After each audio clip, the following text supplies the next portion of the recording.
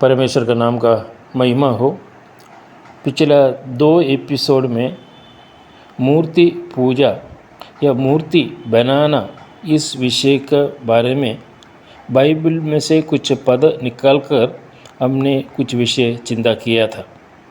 आज और बाइबल में से कुछ विषय कुछ पद निकालकर परमेश्वर का कहना इस विषय पर क्या है बोलकर एक बार और चिंता करने के लिए मैं चाहता हूँ। यहाँ पे और एक विषय मैं कहने के लिए चाहूँगा। कुछ लोग कहते हैं कि मूर्ति को बनाना मना नहीं है, बनाना पाप नहीं है, मूर्ति को दंडवत करना या उपासना करना मना है, वो पाप है। इसलिए कुछ कैथोलिक भाइयों का वीडियो में सुना कि उन लोगों का कहना है कि मूर्ति बना सकते हैं लेकिन मूर्ति को हम पूजा नहीं करते हैं। लेकिन बाइबल में से हम देखेंगे मूर्ति को बनाना क्या ज़रूरी है या मूर्ति को बना सकते हैं, बाइबल क्या इस विषय पर क्या कहना चाहते हैं उस विषय की हम चिंता करेंगे। लेकिन एक विषय है कि जो कैथोलिक्स या अन्य डिनोमिनेशंस जो लोग कहते हैं कि हम मूर्ति बनाते हैं पूजा नहीं करते हैं, तो अधिकांश लोग हम जानते हैं कि उन लोग जो मूर्ति के सामने मोमबत्ती जलाते हैं, अगरबत्ती जलाते हैं, दंडवत करते हैं, घुटना टेकते हैं, ये सब लोग करते हैं।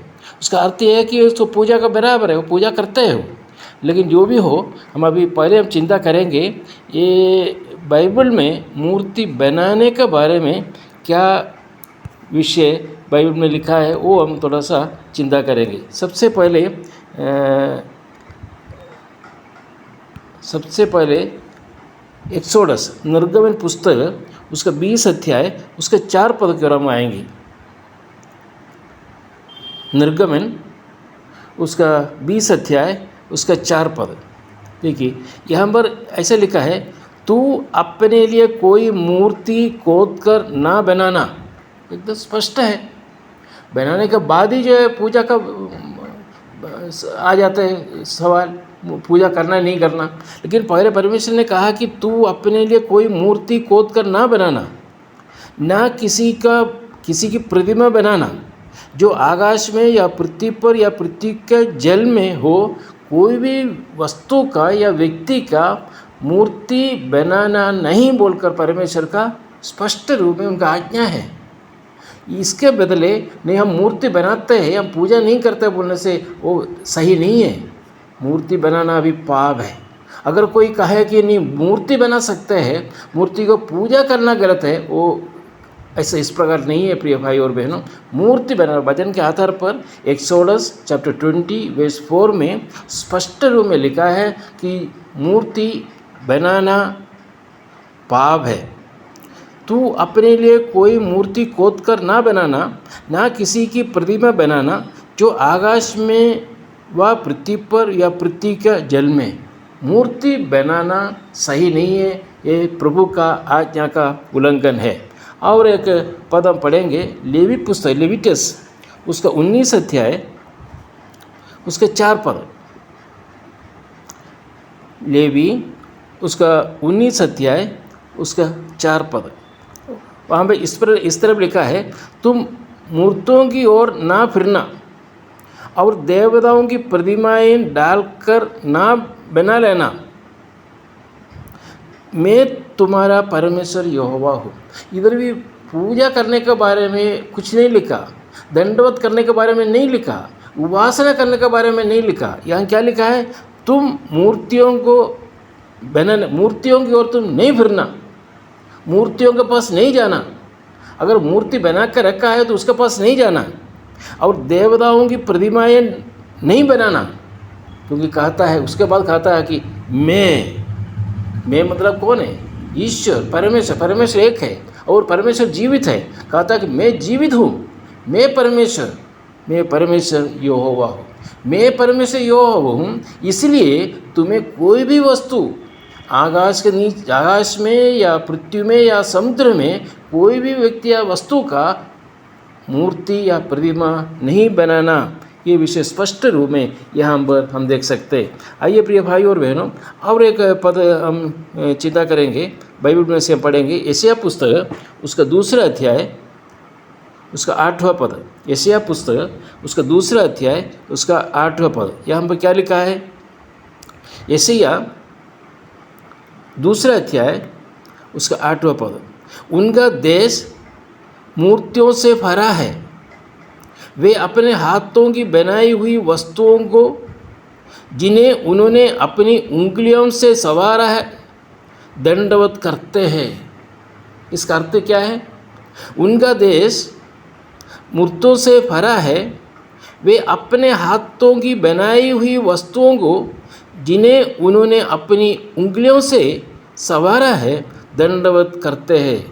ये कितना गलत विषय है कि मूर्ति बनाकर उसका दंडवत करना कितना बड़ा उल्लंघन है परमेश्वर का आज्ञा का। और नए नियम की ओर हम आते समय पहला यूहन्ना उसका 5वां अध्याय उसका 21 पद। पहला यूहन्ना 5वां अध्याय उसका 21 पद। तो क्या है? हे बालकों, अपने आप को मूर्तियों से बचाए रखो, मैंने मूर्तियों से अलग रहो। हे बच्चों, हे बालकों, अपने आप को मूर्तियों से बचाए रखो, मूर्तियों से तुम अलग रहो। ये परमेश्वर का आज्ञा है। इस परमेश्वर का आज्ञा को हमें पालन करना बहुत आवश्यक है। कुछ कैथोलिक भाई लोग कहकर सुना है कि हम लोग मूर्ति को पूजा नहीं करते हैं। हम सब जानते हैं कि ईसाई धर्म में अनेक लोग ये इस तरफ का पूजा करते हैं। ये गलत है प्रिय भाई और बहनों। अगर कोई मेरा वचन सुनने वाले प्रिय भाई और बहनों, अगर इस तरह इसी समय अगर कोई आप लोग कोई मूर्ति बनाते हैं या कुछ प्रतिमा बनाते हैं, वो पाप है। अभी उसको बंद करके आगे की ओर परमेश्वर का आज्ञा चलने के लिए मैं आह्वान करता हूँ। मैं स्पष्ट रूप में कहना चाहूँगा कि बाइबल के आधार पर मूर्ति बनाना पाप है। उस मूर्ति के सामने दंडवत करना वो भी पाप है।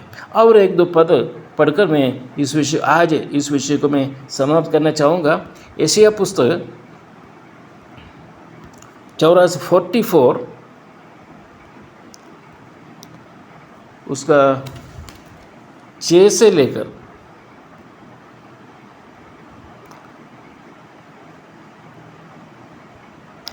यहाँ लिखा कि मैं सबसे पहले हूँ और मैं ही अंत तक रहूँगा, मुझे छोड़ कोई परमेश्वर ही नहीं है।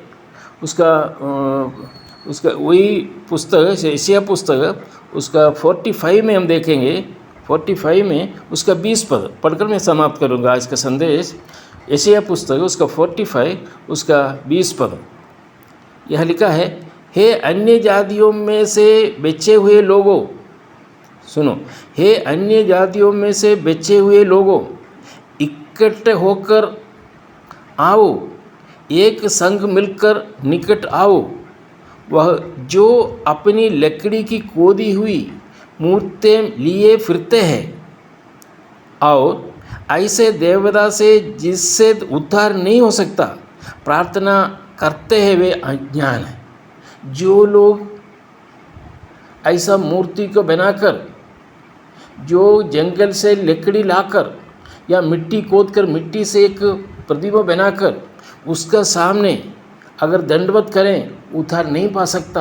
पिछले एपिसोड में मैंने जैसे कहा था कि आंखें देख नहीं सकता, पैरें चल नहीं सकता, कानें सुन नहीं सकता, हाथ है लेकिन कोई काम नहीं कर सकता, ऐसा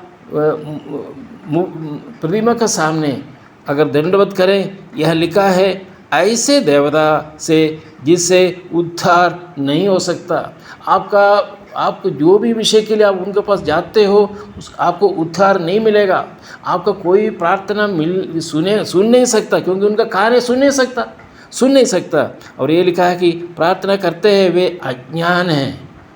अज्ञान दीदी में हम रहे अगर अभी तक रहा हो तो मैं आपसे आह्वान करता हूँ, विनती करता हूँ, इस पाप में कार्य को समाप्त करके एक ऐसा एक निर्णय लेकर इस विग्रह द्वारा नहीं, इस प्रतिमा द्वारा नहीं, इस मूर्ति द्वारा नहीं, सच्चे परमेश्वर की ओर अपना आंख उठाइए, देखिए परमेश्वर का नाम बुलाइए, परमेश्वर का नाम पुकारिए, वो आपका प्रार्थना सुनेगा, वो आपका प्रार्थना का उत्तर देगा, आपको सही दिशा दिखाएगा, सही रास्ता वो दिखाएगा। परमेश्वर ये सबके लिए अनुग्रह और आशीर्वाद करे। अगर कोई व्यक्ति अभी तक ये सुनने वाले प्रिय भाई हो बहनों से, और कोई व्यक्ति ऐसा कोई प्रतिभा बनाकर जो रखे हो, अपना घर में रखे हो या अपना चर्च में रखे हो या अन्य कोई स्थान पर रखे हो, तो अभी एक निर्णय लेने का समय है। ये आज आपके लिए दूत आपको एक निर्णय लेकर आगे एक निर्णय लेकर आपके चलना चाहिए। ये वचन द्वारा प्रभु हम सबको अनुग्रह करें, आशीर्वाद करें। और भी कुछ विषय आगे दिनों में प्रभु अगर चाहे तो मैं डिस्कस करूँगा, हम चर्चा करूँगा। आइए हम प्रार्थना करेंगे। प्रभु के नाम का महिमा हो, आमीन।